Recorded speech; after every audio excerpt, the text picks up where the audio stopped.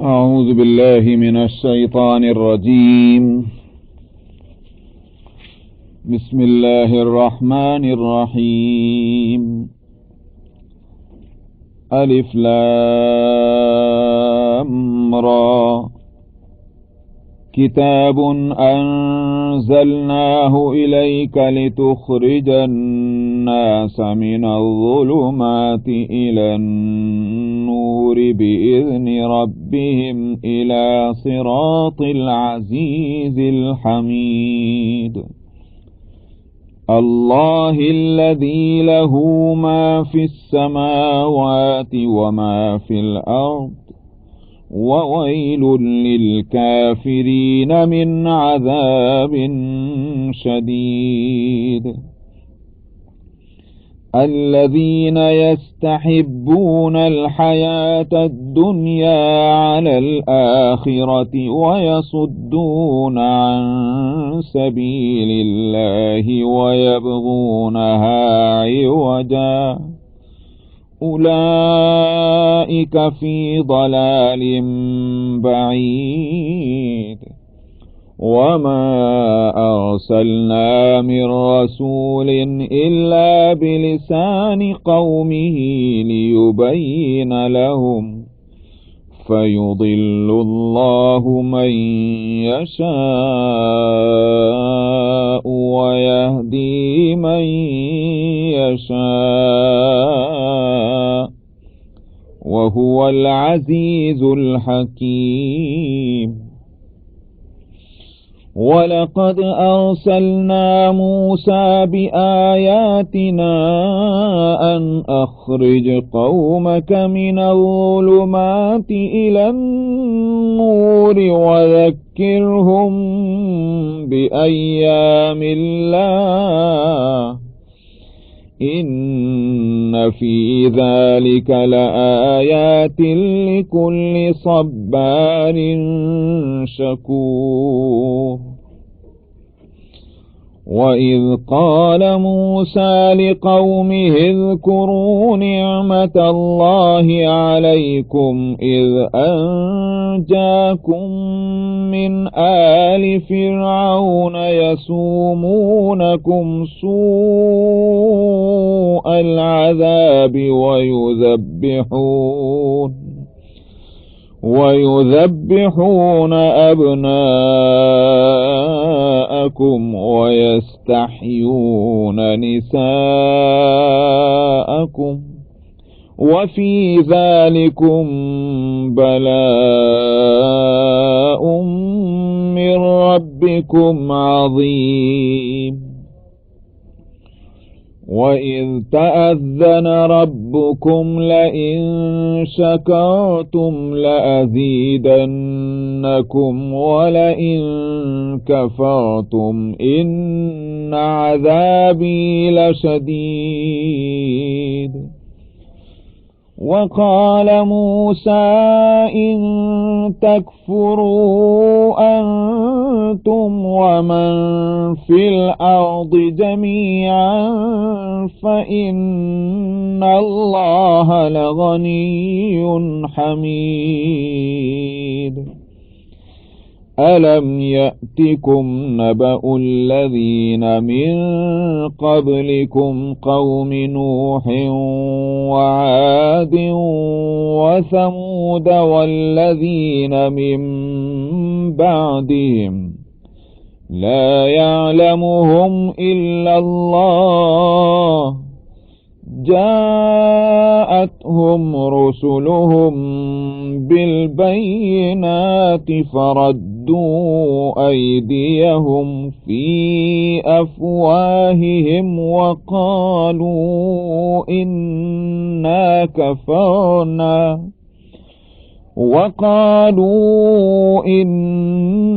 كفرنا بما أرسلتم به وإنا لفي شك مما تدعوننا إليه مريب. قالت رسلهم أفي الله شك ربكم فاطر السماوات والأرض يدعوكم ليغفر لكم من ذنوبكم ويؤخركم إلى أجل مسمى قالوا إن أنتم إلا بشر مثلنا تريدون أن تصدونا عما كان يعبد آباؤنا فأتونا بسلطان مبين قالت لهم رسلهم إن نحن إلا بشر مثلكم ولكن الله يمن على من يشاء من عباده وما كان لنا أن نأتيكم بسلطان إلا بإذن الله وعلى الله فليتوكل المؤمنون وما لنا ألا نتوكل على الله وقد هدانا سبلنا ولنصبرن على ما آذيتمونا وعلى الله فليتوكل المتوكلون صدق الله العظيم.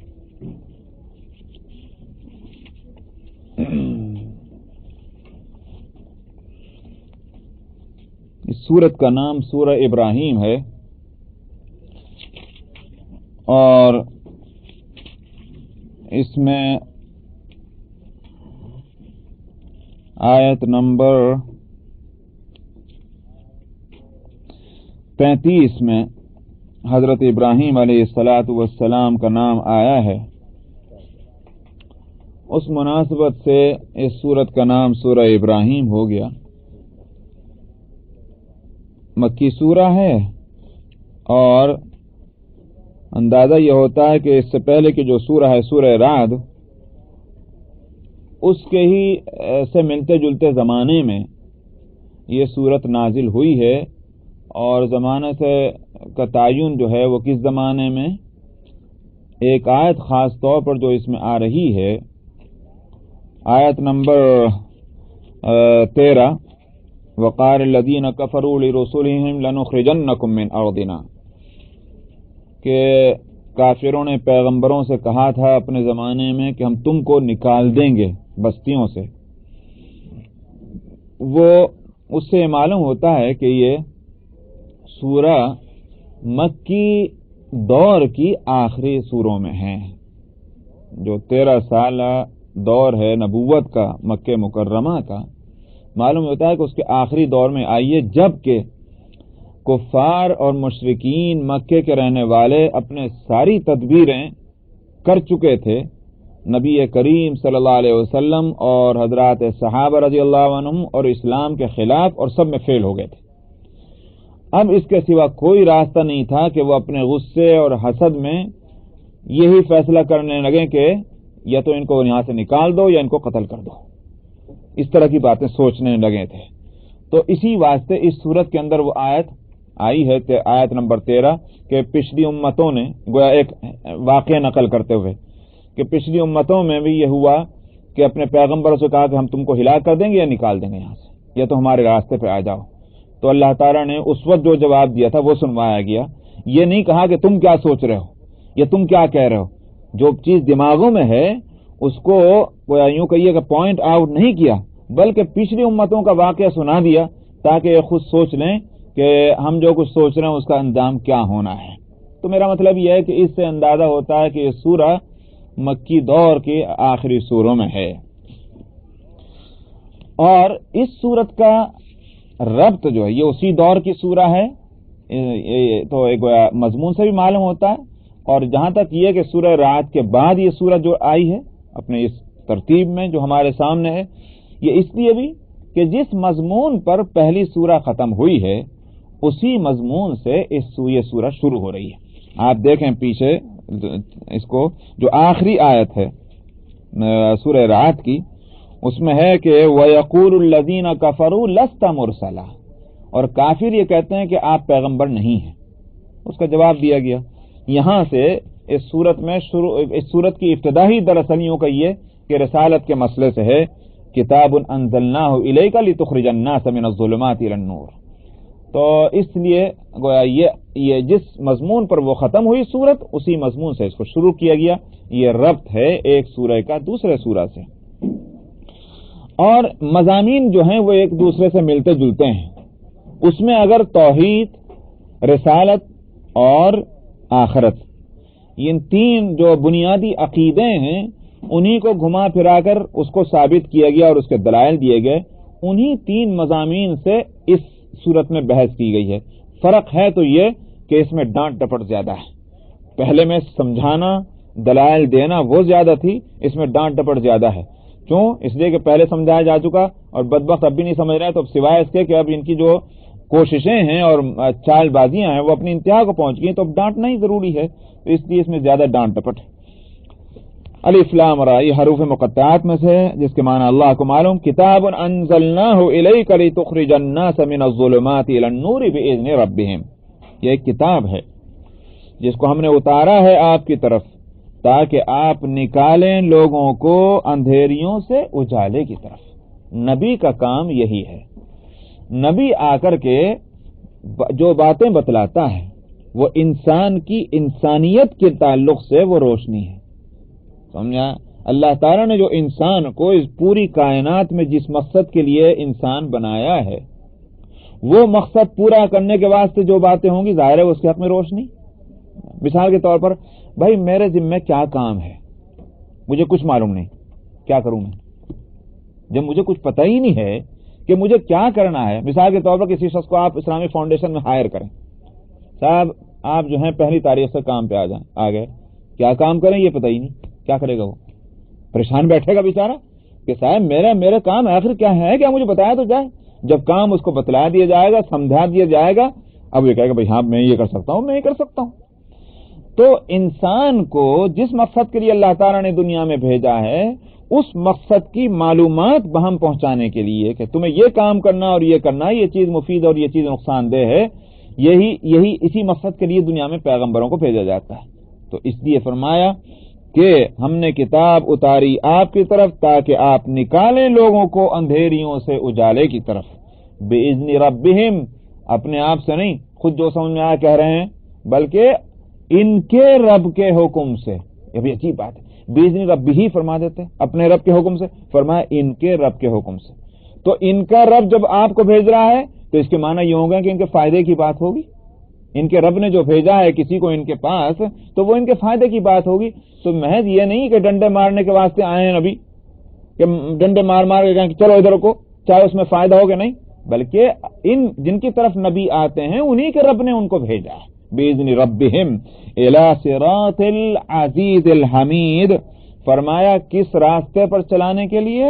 وہ راستہ جو عزیز اور حمید کا ہے. العزیز ترجمہ کیا ہے؟ غالب.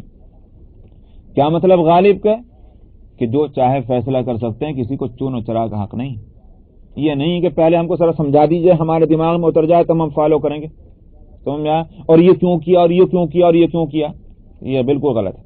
اسی سے جو لوگ زیادہ چون و چرا کرتے ہیں حقیقت یہ ہے کہ وہ اپنی اور اللہ کی حیثیت کو نہیں سمجھتے. ایک تو یہ ہے کہ ہم کو پورا یقین ہے کہ اگر معلوم ہو جائے کہ مسئلہ یہ ہے، مثال کے طور پر یہ قرآن میں حدیث میں یہ مسئلہ اس طرح سے ہے، تو اب ایمان تو یہ ہے کہ یہی حکم ہے اور اسی پر عمل کرنا ہے، اسی میں ہمارا فائدہ، یہ تو ہے ایمان. لیکن معلوم نہیں کہ اس کا فائدہ کیا ہے. کوئی شخص اس کا فائدہ معلوم کرنا چاہتا ہے، کیوں؟ جس سے کہ اطمینان حاصل ہو. سیٹسفیکشن جس کو کہتے ہیں وہ ایک الگ چیز ہے، یقین الگ چیز ہے. یقین اور سیٹسفیکشن اور اطمینان جو ہے یہ دونوں ایک دوسرے کے ساتھ لازم نہیں ہے. بعض دفعہ ایک چیز کا یقین ہوتا ہے مگر اطمینان نہیں ہوتا، اور بعض دفعہ اطمینان ہوتا۔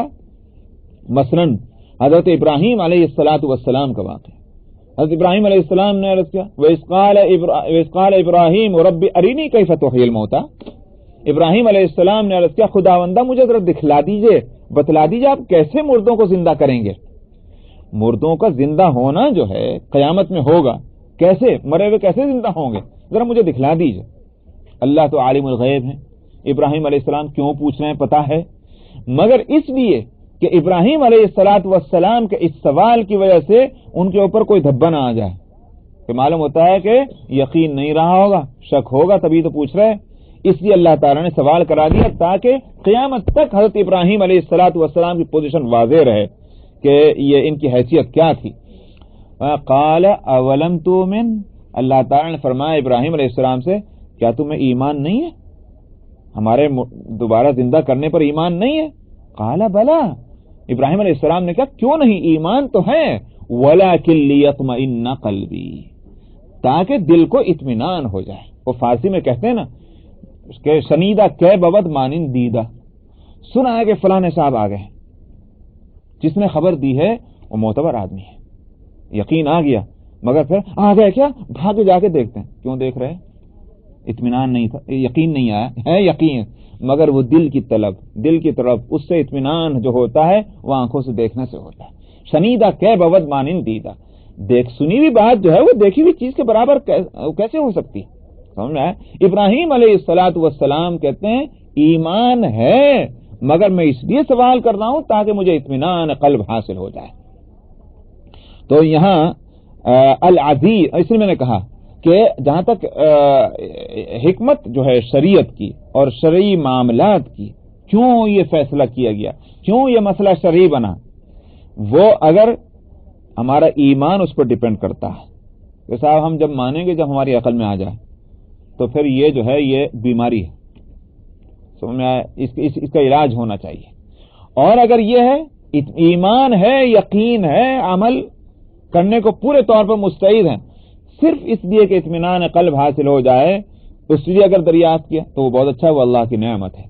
اسی واسطے علماء نے حکمت شریعت پر کتابیں لکھی جس میں اور بعض تو اسپیشلسٹ ہوئے ہیں اس میدان کے، جس میں خاص طور پر شاہ ولی اللہ رحمہ اللہ کا مقام بہت بلند ہے حکمت شریعت کے اندر۔ اسی واسطے حجت اللہ البالغہ ان کی بڑی کتاب مشہور ہے اس حکمت شرائع میں۔ تو بعض علماء نے اس حکمتیں بیان کی ہیں، کوئی شبہ نہیں، لیکن یہ نہیں ہے کہ صاحب وہ ان کا عالم ہونا اسی وجہ سے ہے کہ صاحب آپ حکمت بتلاتے ہیں، یہ نہیں، وہ ایک الگ چیز ہے، بلکہ عالم وہ ہے کہ جو مسائل سے واقف ہو کہ قرآن کا مسئلہ یہ ہے، حدیث کا مسئلہ یہ ہے اور فقہا نے یہ کہا، بس اس کو حکمت معلوم ہو کہ نہ ہو۔ اسی طرح مومن وہ ہے کہ جو اپنے ایمان اور یقین کے ساتھ اسلامی احکام پر عمل کرتا ہو، اس کو چاہے اس کی حکمت معلوم ہو کہ نہ ہو۔ العزیز اس لیے فرمایا کہ اللہ کو فیصلہ کرنے کا پورا حق ہے، چون و چرا کوئی نہ کرے، اور الحمید پھر یہ کہ اللہ کے سارے فیصلے پسندیدہ ہیں، حکمتوں پر مبنی ہیں، اس واسطے کہ وہ خود الحمید ہے۔ الحمید کس کو کہتے ہیں؟ حمد سے، اور حمد کے معنی تعریف کے ہیں۔ حمید کے معنی کیا ہوں گے؟ قابل تعریف۔ محمود کے معنی بھی یہی ہے، محمود بھی اسی کو کہتے ہیں مفعول کے وزن پر آبجیکٹو، کیا معنی؟ جس کی تعریف کی جائے، محمود کے معنی بھی وہی ہیں، اور حمید کے معنی بھی وہی ہیں۔ جو لوگ عربی گرامر جانتے ہیں ان کو معلوم ہے کہ اسم مفعول جو ہے وہ کبھی تو مفعول کے وزن پر آتا ہے، کبھی فاعلوں کے وزن پر، جیسے مثلا یہ کہ قتیل جو ہے مقتول کو کہتے ہیں، یعنی جو قتل کیا گیا ہے اس کو قتیل بھی کہتے ہیں، مقتول بھی کہتے ہیں، قاتل قتل کرنے والے کو کہتے ہیں، بعض دفعہ فعیل کے وزن پر بھی مفعول آتا ہے۔ یہاں الحمید جو ہے وہ محمود کے معنی میں، مگر فرق دونوں میں ہے تھوڑا، بلکہ بہت بڑا فرق ہے ایک لحاظ سے۔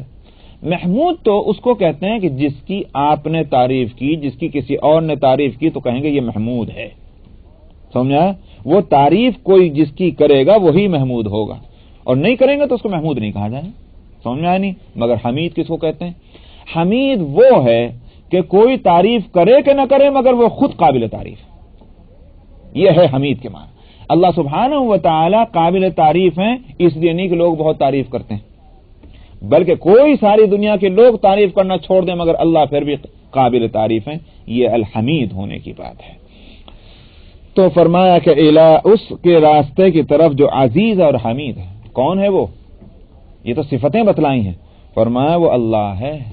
اللہ الذی لہ ما فی السماوات و ما فی الارض. وہ اللہ کہ جس کی ملکیت ہے آسمانوں میں جو کچھ ہے وہ اور جو کچھ زمین میں ہے.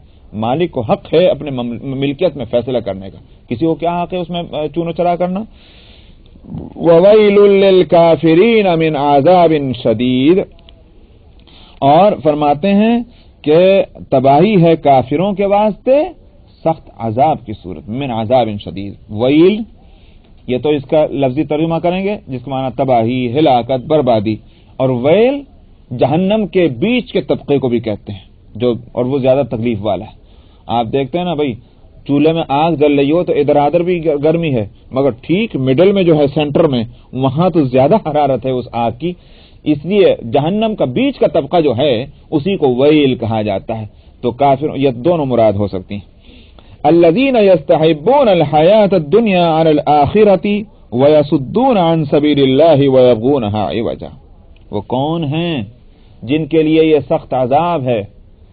فرمایا وہ کہ جو دنیا کی زندگی کو آخرت پر پریفر کرتے ہیں، پرائرٹی دیتے ہیں. یستحبون جو پسند کرتے ہیں دنیا کی زندگی کو آخرت. پسند کرنے کے کیا معنی؟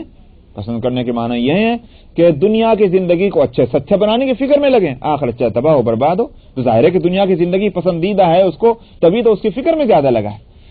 اصل میں یہ مطلب نہیں کہ دنیا کی زندگی کو اچھا بنانے کی کوئی کوشش نہ کی جائے، یہ مراد نہیں، بلکہ اس کی ایک جو مثال حدیث میں دی گئی ہے وہ بالکل صحیح ہے.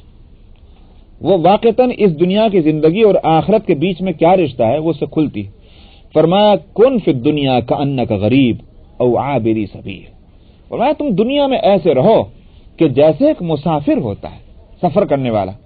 تو سفر کرنے والا، اب آپ کو انڈیا جانا ہے تو ظاہر بات ہے کہ آپ پہلے سے بکنگ بھی کرائیں گے، سمجھا؟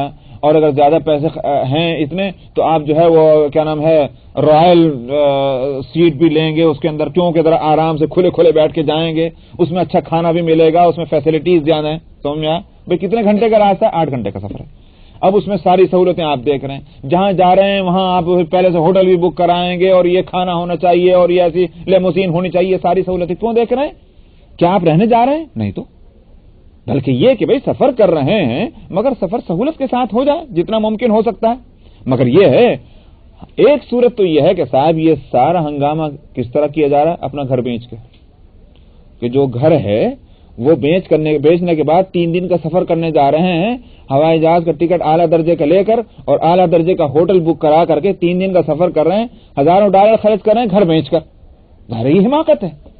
اور ایک صورت یہ ہے کہ گھر اپنی جگہ خوب جمع ہے، ساری سہولتیں وہاں ہیں، لیکن اب ایک آدمی کو 3 دن کا سفر کرنا ہے، وہ مناسب سہولتیں جو ہیں وہ بھی حاصل کر. بس یہی ہے کہ یہ نہیں ہے کہ آخرت کو تباہ کر کے دنیا بناؤ. آخرت پوری بنے، پورے طور پر آباد ہو، اس کے ساتھ جتنے سانس دنیا میں لینے آرام سے اگر گزر جائے تو بڑی نعمت کی بات ہے. اللہ تعالیٰ نے اگر یہ نعمت دی ضرور فائدہ اٹھاؤ. یہ تقوی کے ہرگز یہ معنی نہیں ہے کہ اللہ نے جتنا دیا اس کو بھی لات مارنے کے بعد کہ نہیں مجھے نہیں چاہیے، یہ تو ٹھکرانا ہے اللہ کی نعمتوں. اسی بات سے حدیث میں ایک صحابی کا واقعہ آتا ہے. ایک صحابی کو جس کو نبی کریم صلی اللہ علیہ وسلم جانتے تھے کس حالت میں ہے، کس پوزیشن کا آدمی ہے، دیکھا پھٹے ہوئے میلے کپڑے پہنے جا رہے. آپ نے فرمایا کپڑے نہیں ہیں تمہارے پاس؟ عرض کیا یا رسول اللہ اللہ کا دیا بہت ہے. فرمایا کیوں نہیں پہنتے پھر تم اللہ کی نعمت کا شکریہ ادا کرو. تو معلوم ہوا کہ اللہ نے اگر نعمت دی ہے اور وہ جائز نعمت ہے تو جائز طریقے پر اس کا استعمال کر کے اللہ کا شکریہ ادا کرنا یہ بھی اللہ کو پسند ہے. تو ٹھکرانا نعمت کی تو نعمت کی ناقدری نہیں بلکہ جس نے نعمت دی اس کی بھی ناقدری ہو سکتی کہ لفظ میں بول رہا ہوں، تو اس سے بھی بچنا چاہیے. تو بہرحال یہ کہ دنیا اور آخرت میں رشتہ یہ کہ دنیا جو ہے وہ بنائی جائے مگر آخرت کو تباہ کر کے نہیں. آخرت پورے طور پر آباد ہو، پھر دنیا میں اگر آسائش مل جائے تو بہت اچھی بات ہے. وَيَصُدُّونَ عَن سَبِيلِ اللَّهِ وَيَبْغُونَهَا عِوَجًا. اور دوسری بات یہ کہ یہ خود تو اپنے کو تباہ کرتے ہی ہیں، دوسروں کو بھی راستہ مارتے ہیں. وَيَصُدُّونَ عَن سَبِيلِ اللَّهِ، اللہ کے راستے سے روکتے بھی ہیں. تو ہم تو ڈوبے ہیں سنم، تم کو بھی لے ڈوبیں گے. تو یہ کام وہ کرتے ہیں. وَيَبْغُونَهَا عِوَجًا. اور تیسری بات جو ہے وہ یہ کہ اللہ کے دین میں ٹیڑھ پن کو تلاش کرتے ہیں. کیا مطلب ٹیڑھ پن کو تلاش کرنے کا؟ ٹیڑھ پن کو تلاش کرنے کے دو معنی ہیں.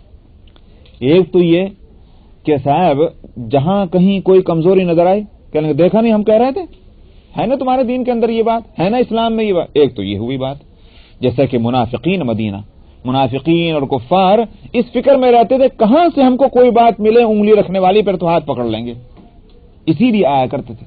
ایک تو ہے یہ ٹیڑھ تلاش کرنا. دوسری صورت کیا ہے؟ دوسری صورت ہے یہ حکم تو بڑا مشکل ہے، اب وہ کوشش کر رہے ہیں، بحث کر رہے ہیں کسی طرح کیا ہے یہ مسئلہ ہماری طبیعت کے مطابق ہو جائے.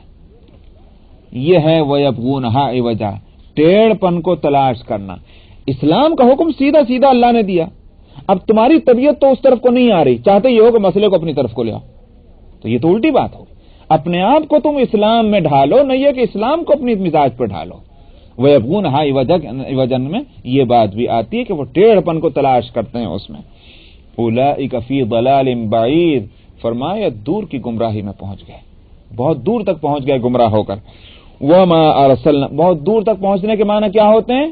پہنچنے کے معنی یہ ہے کہ جب منزل سے بہت دور ہو گئے تو اب نہ ہماری آواز وہاں تک پہنچے گی، نہ ہم اس کو پکار سکتے ہیں، نہ پکڑ کے لا سکتے ہیں. جتنا دور ہو جائے گا، قریب ہے تو بھائی ہاتھ پکڑ کے بلا لو یا کسی طرح سے آواز دے لو. معنی یہی ہے کہ اتنی دور پہنچ گئے کہ اب شاید ان کی اصلاح بہت مشکل ہے. وہ کیوں نہیں ہو سکتا؟ میں اللہ تعالیٰ، اسی لیے میں بار بار کہتا ہوں کہ نام الگ ہے، ساتھ میں ان کی صفتیں جو بتلاتے ہیں. کیوں بتلاتے ہیں؟ اس لیے بتلاتے ہیں کہ یہ نہیں ہوگا کہ جب کافر نام پڑ جائے گا جب ہی جہنم میں جائیں گے، بلکہ یہ کہ یہ کام جو بھی کر لے گا تو وہ ظاہر ہے کہ اس کو وہ سزا ملے گی اور اس کو وہ جزا ملے گی. سمجھ آیا؟ مثال کے طور پر تھوڑی دیر کے لیے مان لیجیے ایک شخص جو ہے سارے کام ایک مومن کے کرتا ہے، میں کہ میں تو کافر ہوں، بری بات، یقیناً بری بات ہے، ایسا لفظ استعمال ہی نہیں کرنا چاہیے، اس کو روکا جائے. مگر اس کے باوجود یہ نہیں کہا جائے گا چونکہ آپ کافر اپنے کو کہہ رہے ہیں اور باقی جتنے بھی کام آپ کر رہے ہیں اللہ کو مانتے ہیں، رسول کو مانتے ہیں، قیامت کو مانتے ہیں، نماز پڑھتے ہیں، روزہ رکھتے ہیں، سارے کام کرتے ہیں، اپنے کو مومن پھر نہیں کہہ رہے، وہ کافر کہہ چلے جا رہے ہیں، تو اب آپ جہنم میں جائیں گے. وہ بے شک بری بات ہے، ایسا نہیں کہنا چاہیے اپنے آپ کو، مگر ظاہر بات یوں بھی نہیں کہیں گے کہ سارے کام ختم. تو نام اصل چیز نہیں ہے. بے شک نام اچھا ہی رکھا جانا چاہیے. مثال کے طور پر آپ کسی کو کہیں بھائی آج سے تمہارا نام بدھو ہے، تو ظاہر بات ہے بھائی وہ اس کا مطلب یہ نہیں ہے کہ وہ حقیقتاً ہو گیا بدھو، لیکن نام اچھا رکھا جانا چاہیے. سمجھ میں آیا نہیں؟ تو اسی بات سے حدیث میں فرمایا کہ اچھے نام رکھو، بامانہ نام، کیونکہ نام کا اثر مسمى، اسم کا اثر مسمى پر پڑتا ہے، مزاج پر پڑتا ہے انسان کا. تو اسی بات سے نبی کریم صلی اللہ علیہ وسلم احب الاسماء الی اللہ عبد اللہ و عبد الرحمن، اللہ کے یہاں زیادہ پسندیدہ نام عبداللہ عبد الرحمن. کیوں؟ اس واسطے کہ اللہ کا اصلی نام تو ہے اللہ، اور اس کے بعد تمام صفاتی ناموں میں سب سے زیادہ جو یوں کہیے کہ اللہ کے ذات سے زیادہ قریب جو نام ہے وہ الرحمن ہے. اسی واسطے الرحمن کسی اور کو نہیں کہہ سکتے. اب ہندوستان میں بعض جگہ کیا رحمان بھائی پکارتے ہیں، ناجائز لکھا ہے اس کو، اس واسطے کہ جیسے کسی کو اللہ بھائی نہیں کہہ سکتے. سمجھ میں آیا؟ اسی طرح سے کسی کو رحمان بھائی بھی نہیں کہہ سکتے. اس سے بچنا چاہیے. کیوں کہہ رہا اللہ جیسے اللہ کے علاوہ کسی اور کے لیے اس کا استعمال جائز نہیں ہے، اسی طرح سے الرحمن اللہ کے سوا کسی اور کے لیے جائز نہیں. فرمایا قل ادعوا اللہ او ادعوا الرحمن ایما تدعوا فلہ الاسماء الحسنى، تم چاہے اللہ کو چاہے الرحمن کو، یہ اسی کے ناموں میں سے اچھے ناموں میں سے نام ہے. جی رحیم کہہ سکتے ہیں، اس لیے کہ رحیم کو خود اللہ تعالیٰ نے نبی کریم صلی اللہ علیہ وسلم کے لیے مثلا استعمال کیا، حالانکہ رحیم بھی اللہ کا نام ہے. کچھ نام صفاتی اللہ کے وہ ہیں کہ جو اللہ کے علاوہ دوسرے کے لیے بھی استعمال ہو سکتے. مثلا سمیع، بصیر، قرآن حکیم میں مثلا یہ نام سمیع اور بصیر اللہ تعالیٰ نے خود انسانوں کے لیے استعمال فرمایا انا خلقنا الانسان من نطفۃ امشاج نبتلی فجعلناه سمیعا بصیرا، ہم نے اس انسان کو نطفے سے پیدا کیا اور پھر ہم نے اس کو آزمائش میں ڈالا، اور اس کے یہاں کیا ہوا، اس کے بعد جو نکل کر یہ آیا اپنے ماں کے پیٹ سے، سمیع بصیرا. سمیع اور بصیر اللہ کے صفاتی نام ہیں جو انسان کے لیے خود اللہ تعالیٰ نے استعمال فرمایا. سننے والا، دیکھنے والا.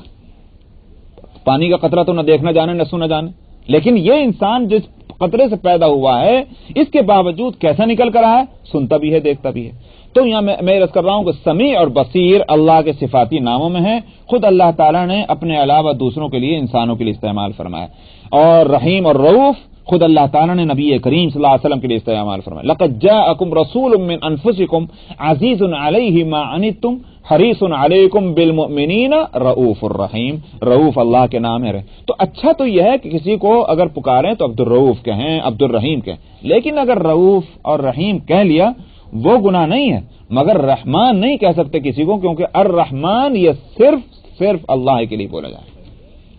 تو اور دوسری صفات اس کے ساتھ اگر الف لام اگر لگا تو صرف اللہ کے لیے مخصوص ہوگا، الرحیم العزیز نہیں، وہ یہ ٹھیک ہے، وہ الف لام مختلف معنی میں آتا ہے، لیکن الرحیم جو ہے وہ بات عربی کے اعتبار سے تو یہی ہوگا کہ الرحیم جب کہیں گے اور وہ اس سے مراد اللہ تعالیٰ کی ذات ہوگی تو وہ تو اولئک فی ضلال بعید، فرمایا یہ دور کی گمراہی میں چلے گئے۔ وما ارسلنا من رسول الا بلسان قومه ليبين لهم،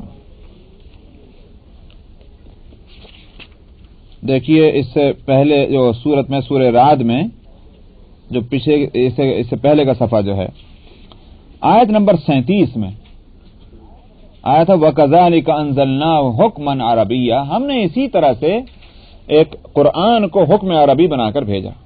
وہاں میں نے بتایا تھا، اگرچہ آیت کے اندر صراحتاً اس کی وضاحت نہیں تھی مگر میں نے بتا دیا تھا، یہاں اسی بات کو دوسرے انداز میں کہہ رہے ہیں۔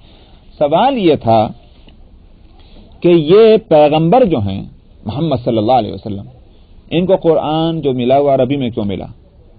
یہ اعتراض جو تھے، یہ اعتراض ایک طرف تو یہود کی طرف سے تھا اور دوسری طرف ان کی آواز میں آواز ملا کر مشرکین بھی اعتراض کرتے تھے، تو اور دونوں کی نیت ظاہر بالکل خراب تھی۔ حاصل اعتراض کا یہ تھا کہ پچھلے جو انبیاء آئے ہیں ان انبیاء کے اوپر جو کتاب آئی ہے، مثلا تورات، ان کتابوں کے اندر جو ہاتھ میں کتاب تھی وہ تورات تھی، وہ تورات جو ہے تو ہبروں میں ہے، ہبروں میں ہے، تو یہ قرآن عربی میں کیسے ہو گیا؟ اللہ کی کتاب ہے کہ نہیں تورات؟ ہاں ہے، تو اللہ کی کتاب جب ہبروں میں آئی تو یہ عربی میں کیوں آ گئی؟ یہ اس طرح کا سوال تھا، اور اسی طرح سے یہی مشرکین بھی اعتراض کرتے تھے، اور ان کا منشا یہ تھا کہ بھئی کسی طرح سے کوئی بے وجہ بھی، جس کو کہا کرتے ہیں نا ایک بے وجہ بھی اعتراض، بے وجہ اعتراض کا مطلب سمجھتے ہیں آپ؟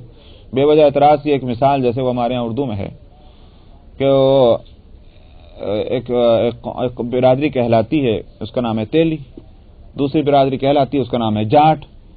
تو تیلی نے کہا اس سے جاٹ رے جاٹ تیرے سر پہ کھاٹ، کھاٹ کہتے ہیں چارپائی کو، اس نے وزن ملا کر کہا، دو لفظوں کا وزن، جاٹ رے جاٹ تیرے سر پہ کھاٹ۔ وہ جاٹ کو بہت برا لگا، کہنے لگے اس نے تو بڑی زوردار بات میرے تعلق سے کہہ دی۔ اس کو جو بہت غصہ آیا تو اب وہ تیلی کے لیے کوئی لفظ نہیں ملا وزن جوڑنے کے واسطے، اس نے کہا تیلی تیلی تیرے سر پہ کولو، انہوں نے کہا وزن نہیں ملا کہ وہ ملے نہ ملے مگر تو دبی جائے گا۔ تو یہ کہتے ہیں، جس کو کہتے ہیں اعتراض کرنا، برا اعتراض، غصے میں جو آیا بک دو، تو یہ ویسی بات۔ تو اسی طرح سے مشرکین جو ہیں وہ اعتراض کرتے تھے کسی طرح سے قرآن جو ہے اس سے جان چھوٹ جائے، بس اعتراض کر دو۔ اللہ تعالیٰ نے یہاں اس کا جواب دیا وما ارسلنا من رسول الا بلسان قومه ليبين لهم، فرمایا ہم نے کوئی بھی رسول، جو بھی رسول بھیجے ہیں وہ اس کے اپنی قوم کی زبان میں بھیجے ہیں تاکہ ان کے لیے کھول کھول کر بتلائے۔ اگر عرب کے اندر کا نبی آتا اور جاپانی زبان میں بولتا، کون سمجھتا اس کو؟ کون اس کی بات کو سمجھ پاتا اور پھر عمل کیسے ہوتا؟ لیبین لہم، تاکہ وہ کھول کر کے بیان کرے ان کے سامنے۔ قوم ہی کا لفظ آیا تو یہاں مسئلہ یہی تھا اس قوم ہی میں، اور قوم ہی کے ہر نبی جو آیا ہے اپنی قوم کی طرف وہ اس اپنی قوم کی زبان بولتا ہوا آیا۔ اس کی بنیاد پر پھر ایک اور اعتراض کرتے تھے کہ صاحب جب یہ ہے تو معلوم ہوا کہ نبی محمد صلی اللہ علیہ وسلم کی جو قوم ہے وہ عرب ہو گئی، جب عرب ہو گئی تو ساری دنیا کے لوگ نہ ہوئے، سمجھا نہیں؟ ساری دنیا کے لیے نبی نہ ہوئے، حالانکہ قرآن میں یہاں قوم کا لفظ استعمال کیا گیا ہے، امت کا لفظ نہیں۔ امت اور قوم میں فرق ہے۔ قوم تو اس کو کہتے ہیں کہ جس سے یوں کہیے کہ جماعت، ایک گروہ کہ جس سے نبی کا تعلق ہے، چاہے نسبی ہو یا دامادی کا ہو. دامادی کا سمجھتے ہیں نا بھائی، ہمارا تو دونوں وہ قوم ہو جائے گی، یوں ہی کہلائے گا بھائی فلانی قوم کا یہ فرد ہو گیا. لیکن امت جو ہے وہ اس کو کہتے ہیں کہ جس کی طرف نبی کو نبی بنا کر بھیجا گیا ہو، اس کو امت کہتے ہیں. پچھلے انبیاء علیہ الصلوۃ والسلام کے لیے یہ ہوا کہ جو ان کی قوم ہوئی وہی ان کی امت ہوئی. محمد رسول اللہ صلی اللہ علیہ وسلم کے لیے یہ ہوا کہ آپ کی قوم تو ہوئی عرب، امت ہوئی ساری دنیا. اس واسطے قوم اور امت جو ہے وہ دونوں ایک ہی چیز نہیں ہے، بلکہ دو الگ الگ چیزیں. ہاں یہ بھی ہو سکتا ہے کہ جو قوم ہے اگر وہی امت بنا دی گئی ہے تو یہ بھی ہو سکتا ہے، اور یہ بھی ہو سکتا ہے قوم کے علاوہ بھی اور امت. سمجھ میں آیا؟ تو اس لیے یہاں قوم کا لفظ فرمایا، امت نہیں فرمایا. کہ یہ ضروری نہیں کہ نبی اپنی امت کی زبان میں آئے، بلکہ یہ ضروری ہے کہ نبی اپنی قوم کی زبان میں آئے. پہلے قوم کو سمجھائے گا تب دوسروں کو سمجھا دے گا. وما ارسلنا، اور نہیں بھیجا ہم نے کوئی رسول مگر اس کی اپنی قوم کی زبان کے ساتھ، تاکہ وہ ان کے سامنے کھول کر بیان کر دے. تو اب یہ ہے کہ نبی کریم صلی اللہ علیہ وسلم کو عربی میں قرآن اسی لیے دیا گیا کہ آپ جب خود سمجھیں گے اپنی قوم کو سمجھا دیں گے. اپنی قوم کو سمجھا دیں گے تو یہ قوم جو ہے وہ ساری دنیا میں اس کو جا کر سمجھا دے گی. اب سوال یہ تھا کہ بھئی قرآن شریف کو پھر عربی ہی میں کیوں اتارا، یا نبی کو عربی ہی میں کیوں اتارا؟ اس کا ایک جواب تو یہ ہے کہ بھئی جس زبان میں بھی اتارتے وہاں یہ سوال ہوتا ہے کہ یہ کیوں. اس لیے اس کیوں کا تو کوئی جواب ہو ہی نہیں سکتا. لیکن ویسے جو بات سمجھ میں آتی، جیسے دنیا کی ساری قوموں میں قریش جو ہے اس کے اندر کچھ خصوصیت ہے کہ اس کے اندر نبی عربی آخر الزماں ہو، اور جس طرح سے ساری دنیا کی بستیوں میں مکہ جو ہے وہ سینٹرل پلیس ہے، اس لیے اس کو جو ہے وہ مرکز اسلام ہونا چاہیے. ٹھیک اسی طرح سے یہ بھی کہا جا سکتا ہے کہ ساری زبانوں میں دنیا کے عربی وہ زبان ہے کہ جس میں کلام ربانی اترے، اللہ تعالیٰ کا کلام اترے. اللہ کا اس واسطے کہ اللہ کا کلام جو ہے اس کے اندر خوبیاں ہیں، اس کے اندر کمالات ہیں، تو زبان کے اندر بھی تو وہ صلاحیت ہو کہ جس میں اللہ کے کلام کی خوبیاں سمٹ آئیں. اس واسطے عربی کا اس میں انتخاب کیا گیا. اور آپ دیکھتے ہیں کہ عربی کی وجہ سے یہ ہے کہ ایک طرف تو اس کے اندر یوں کہیے کہ وہ مٹھاس، وہ جاذبیت ایسی ہے، جس کو جاذبیت کا مطلب کیا ہوتا ہے؟ اٹریکشن بھی ہے، اور اس کو نہیں اٹریکشن تو الگ ہے، اور فینسیشن کیا کہتے ہیں اسے؟ فیسنیشن جو ہے وہ عربی اس میں عربی زبان کے اندر وہ واقعتاً ایسی ہے کہ صاحب کوئی عربی بولتا ہو پڑھتا ہو سمجھ میں آئے کہ نہ آئے، مگر ایک تھوڑا سا اٹریکشن ہوتا ہے. یہ عربی زبان میں ظاہری خوبی. اور باطنی خوبی اس کے اندر یہ ہے کہ اس کے اندر الفاظ بے حساب ہیں، جو جس کو وکیبلری کہتے ہیں نا، وکیبلری عربی کی اتنی زبردست ہے کہ وہ دوسری زبانوں میں اتنی نہیں ہے. اسی اعتبار اسی کے ساتھ اس کی گرامر جو ہے وہ بڑی عجیب ہے. تو کچھ گرامر کے فرق سے، وکیبلری کے فرق سے معنی جو ہے اس میں زمین اور آسمان کا فرق ہو جاتا ہے. اب جیسے میں نبی کہا کہ بھئی قابل تعریف، بھئی قابل تعریف اردو میں کہہ لیجئے تو اب وہ بس قابل تعریف کہیں گے آپ. لیکن عربی میں محمود کے اور معنی ہیں، حمید کے اور معنی ہیں. یہ جو وکیبلری ہے زبردست قسم کی کہ قابل تعریف ہونے کے لیے لفظ اتنے، تو یہ عربی کا کمال ہے. اور اللہ سبحانہ و تعالیٰ کے کلام میں جو نزاکتیں ہوں گی، جو باریکیاں ہوں گی، ان باریکیوں کو یہ عربی زبان ہی سمیٹ سکتی تھی، دوسری زبان نہیں سمیٹ سکتی. اور جو میں نے کہا کہ وہ جو اس کے اندر جاذبیت ہے، اس کا لیے تو آپ دیکھتے ہیں قرآن شریف پڑھتے ہیں تو کیا مزہ آتا ہے. سمجھ میں آیا؟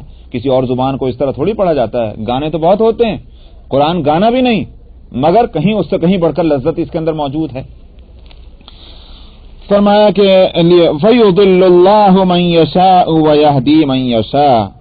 سو اللہ جس کو چاہتے ہیں گمراہ کرتے ہیں اور جس کو چاہتے ہیں ہدایت دیتے ہیں. یہ اس لیے فرمایا کہ اب یہ جو قرآن پر جو اعتراض کیے چلے جا رہے ہیں، یہ اعتراض اس لیے نہیں کہ واقعتاً کو سمجھ میں نہیں آتی. موٹی سی بات تھی کہ ہر نبی اپنی زبان میں آیا، یہ نبی بھی اپنی زبان لے کے میں بولتا ہوا آ رہا ہے، یہ موٹی سی بات تھی. مگر اعتراض کیوں کر رہے ہیں؟ اس لیے نہیں کر رہے ہیں کہ سمجھ میں نہیں آ رہا، بلکہ اس لیے کر رہے ہیں کہ ہدایت جو ہے وہ اس سے محروم ہے۔ تو دراصل اللہ ہی کا فیصلہ ہے، وہ جو اللہ ہی کے فیصلے پر لوگ بعض دفعہ اٹک جاتے ہیں، وہ اللہ کا فیصلہ تم کیا کریں۔ یہ ایسا ہی ہے کہ جیسے ماں باپ یا استاد یا کوئی بڑا چھوٹے کو دیکھ کر یہ کہے ارے میں ہم کو تو پتا ہے تم نہیں آؤ گے رستے پہ، تو یوں نہیں کہا جا سکتا کہ صاحب جب آپ کو پتا ہے اور ہم نہیں آ سکتے تو پھر چھوڑ دیجیے محنت کرنا، تو ٹھیک ہے پھر ہمارا ہی کیا قصور۔ مراد یہ ہے کہ ہو تو تم ہی قصوروار، مگر تمہارا انداز جو ہے وہ یہ بتا رہا ہے کہ ہم یوں کہہ سکتے ہیں کہ ہم یہ سمجھے ہوئے ہیں کہ تم نہیں آ سکتے اس رات۔ وہی مطلب ہے، اللہ ہی جس کو گمراہ کر دے، یفید اللہ جس کو چاہے گمراہ کریں اور جس کو چاہے ہدایت دیں، وہ العزیز الحکیم، وہ غالب ہے اور حکمت والا ہے۔ اس سے ایک طرف تو ان کو دھتکارنا ہے، تم نامعقول ہو، تم گویا ہدایت سے بہت دور جا پڑے ہو، اب تمہارے لیے فیصلہ یہی، اور دوسری طرف نبی کریم صلی اللہ علیہ وسلم کو بھی تسلی ہے کہ جو محنت کیے جا رہے ہیں، رات اور دن محنت کیے جا رہے ہیں، کھول کھول کر ایک بات بتلاتے ہیں، مگر حالت یہ ہے کہ جیسے بھینس کے سامنے بین بجائی کیا، تو وہ کیفیت جو ہو رہی، تکلیف ہوگی نہیں آپ کو کہ صاحب رات کو رات نہیں سمجھ رہا ہوں، دن کو دن نہیں سمجھ رہا ہوں، بچہ بھی سمجھ جائے وہ بات اس انداز میں بتلاتا ہوں، مگر یہ کوڑ مخ سمجھتے ہی نہیں، تو تکلیف ہوگی۔ اس لیے آپ کو تسلی بار بار دی جاتی ہے کہ آپ خیال نہ کریں، اللہ ہی نے فیصلہ ان کے لیے کیا ہوا ہے، وہ العزیز الحکیم، اور وہ غالب ہے اور حکمت والا ہے، لہذا اس کے فیصلے اس لیے بھی ہیں کہ وہ غالب ہے اور اس کے فیصلے حکمت بھرے بھی ہیں۔ وَلَقَدْ أَرْسَلْنَا مُوسَى بِآيَاتِنَا أَنْ أَخْرِجْ قَوْمَكَ مِنَ الظُّلُمَاتِ إِلَى النُّورِ۔ ہر نبی اپنی قوم کی زبان میں آیا تو جو دماغ میں جو بات تھی اسی کو ریفرنس میں پیش کر رہے ہیں۔ فرمایا دیکھو ہم نے موسیٰ کو بھیجا اپنی آیتیں دے کر۔ کیوں بھیجا تھا؟ اس بات کے لیے کہ تو نکال اپنی قوم کو اندھیریوں سے اجالے کی طرف۔ تم ان کی نبوت کا انکار کرو گے؟ نہیں، نبی مانتے ہو، تو اگر موسیٰ کا نبی ہونا تمہیں تسلیم ہے اور اس کا اپنی قوم کی زبان میں کتاب لانا بھی تسلیم ہے، تو کیوں؟ اس واسطے کہ دراصل اللہ کا ایک قانون ہے۔ اللہ کا قانون یہ ہے کہ جب جہالت کی اندھیریاں پھیلتی ہیں تو اللہ تعالیٰ نبی کو بھیجتے ہیں تاکہ وہ روشنی پھیلائے، یہ اللہ کا قانون ہے۔ اسی قانون کے تحت موسیٰ آئے، تم تسلیم کرتے ہو کہ انہوں نے علم کی روشنی پھیلائی، اس کے بعد اگر پھر اندھیری پھیلے تو کوئی نبی آئے کہ نہ آئے؟ تو پھر اس لیے ہم نے محمد صلی اللہ علیہ وسلم کو اس لیے بھیج دیا تاکہ اب دیکھیے وہ آیت جو بالکل شروع کی آیت کیا تھی، لِتُخْرِجَ النَّاسَ مِنَ الظُّلُمَاتِ إِلَى النُّورِ، تاکہ آپ لوگوں کو اندھیریوں سے اجالے کی طرف لائیں۔ وہی بات جو ہے موسیٰ علیہ السلام کے لیے فرمائے ان اخرج قومک من الظلمات الى النور، تاکہ تم لوگوں کو اندھیریوں سے اجالے کی طرف۔ ہر نبی اصولی طور پر یہی کام کرتا ہے، کیا؟ لوگوں کو جہالت کی اندھیریوں سے نکال کر اور علم کی روشنی دینا۔ وَذَكِّرْهُمْ بِأَيَّامِ اللَّهِ، اور ان کو یاد دلائیے ایام اللہ۔ ایام اللہ یا ترجمہ اس کا ہوگا اللہ کے دن۔ اصل میں قرآن حکیم کو اگر یوں کہیے کہ اس کو سمرائز کرنا چاہیں کہ بھئی قرآن شریف میں جو باتیں ہیں وہ کتنے قسم کی ہیں، تو اس میں ایک تو ہیں احکام اور مسائل، یہ کرو اور یہ نہ کرو، چاہے اس میں ایمانیات ہو اور چاہے اس میں اعمال ہو۔ سمجھ میں آئی نہیں بات؟ ایمان سے مطلب یہ بھئی اللہ پر یقین کرنا، رسول پر یقین کرنا، آخرت، یہ تو ایمانیات ہوئے، اور اعمال سے مطلب نماز پڑھو، روزہ رکھو، وغیرہ وغیرہ، سچ بولو۔ تو میرا مطلب یہ ہے کہ ایک تو ہیں احکام، چاہے وہ عقائد سے متعلق ہوں یا اعمال سے متعلق ہوں۔ دوسری چیز کیا ہے؟ دوسری چیز ہے التذکیر۔ تذکیر کے معنی نصیحت کرنا بھی ہے، یاد دلانا، وہ یاد دلانا بھی تو نصیحت ہی کرنا ہے بھائی، تو اس واسطے ذکر سے ہے تذکیر، نصیحت کرنا، یاد دہانی کرنا، یہ ہے دوسرا مضمون قرآن پاک کا۔ اب التذکیر جو ہے وہ قرآن حکیم میں تین طرح سے ہوئی ہے۔ ایک تو ہے یعنی تین قسم کے مضامین سے، تین قسم کی باتوں سے التذکیر کا کام لیا گیا۔ ایک تو ہے التذکیر بأیام اللہ، جیسے یہاں ہوا وذکرہم بأیام، مراد اس سے کیا ہے؟ پچھلی قوموں کے واقعات سنانا اور اس سے تاکہ اس سے نصیحت حاصل کریں۔ پچھلی قوموں میں اچھے بھی ہوئے ہیں، برے بھی ہوئے ہیں، جو اچھے ہوئے ان کا انجام کیا ہوا وہ سناؤ، جو برے ہوئے ان کا انجام کیا ہوا وہ سناؤ. اس سے کیا ہوگا؟ نصیحت حاصل ہوگی. انسان اپنے جیسے دوسرے انسانوں کی حالت کو دیکھ کر اس سے سبق حاصل کرتا ہے. مجھے کیا کرنا چاہیے؟ سمجھ میں آئی نہیں بات؟ تو یہ ہے تذکیر. پچھلی قوموں کے سارے واقعات محض ایک چٹپٹی ایک کہانیاں نہیں ہیں، بلکہ وہ تذکیر کے واسطے ہیں. اسی واسطے آپ دیکھتے ہیں کہ قرآن حکیم میں ایک قوم کا واقعہ، ایک امت کا واقعہ، ایک نبی کا واقعہ ایک طرف تو آدھا بیان کر دیا، دوسری طرف جو ہے پورا بیان کر دیا، تیسری طرف کوئی اور جز بیان کر دیا. یہ کیوں؟